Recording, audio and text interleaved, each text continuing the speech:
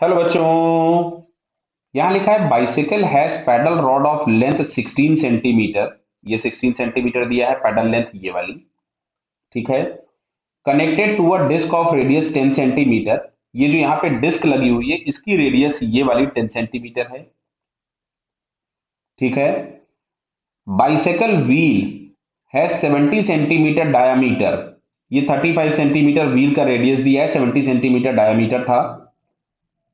Runs over a gear of radius 4 centimetre, मतलब यहां पे एक गियर लगा हुआ है इस जगह पे। इसका जो रेडियस दिया गया है दिस वन इज 4 सेंटीमीटर। ठीक है। The speed of the cycle is constant. Cycle की स्पीड कांस्टेंट है, मतलब net force net torque zero है, क्योंकि फोर्स अगर अप्लाई होता या टॉर्क अप्लाई होता तो इसका ओमेगा या वी चेंज होता। ठीक है। Speed of the cycle is constant and cyclist apply the 100 newton force that is always perpendicular to the pedal as shown. या 100 न्यूटन फोर्स है always perpendicular to the pedal. Assume that tension in the lower part is negligible. यहां tension नहीं, जो भी tension है वो अपर part पे है। The cyclist pedalling at a constant rate of 2 revolution per second, मतलब जो पैडल जो चला रहा है उसका ओमेगा आपके पास दिया है 2 इंटू 2 पाई बाई टाइम दिया 1, तो इट इज 4 पाई रेडियन पर सेकेंड।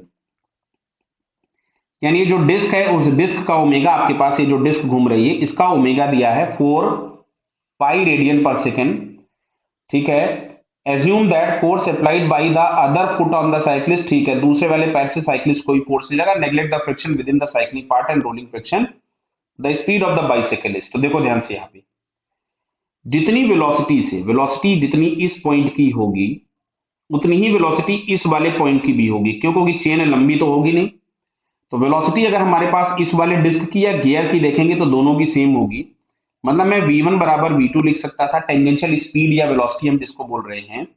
तो v1 की जगह हम लोग लिखेंगे r1 omega 1 is equals to r2 omega 2। तो r1 दिया था 10 सेंटीमीटर, इसको मैंने मीटर में कन्वर्ट कर दिया। इसका ओमेगा दिया था 4 पाई और इसकी रेडियस दी गई थी 4 इंटू ओमेगा 2। तो इस 100 से 100 कैंसिल कर दिया हम लोगों ने, 4 से 4 कैंसिल कर दिया, तो ओमेगा 2 जो है गियर का वो हमारे पास मिल रहा है 10 पाई रेडियन पर सेकेंड।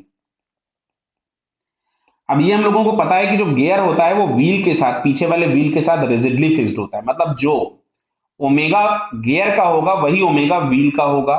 तो जो व्हील की वेलोसिटी होगी अगर ये बिना स्लिपिंग के रोल कर रही है तो इसको हम लोग लिखेंगे आर ओमेगा, और आर हमारे पास दिया था 35 सेंटीमीटर इंटू ओमेगा हमारे पास आ रहा था 10 पाई। इससे इसको कैंसिल कर दिया, ये हो जाएगा 2 और ये हो गया 7।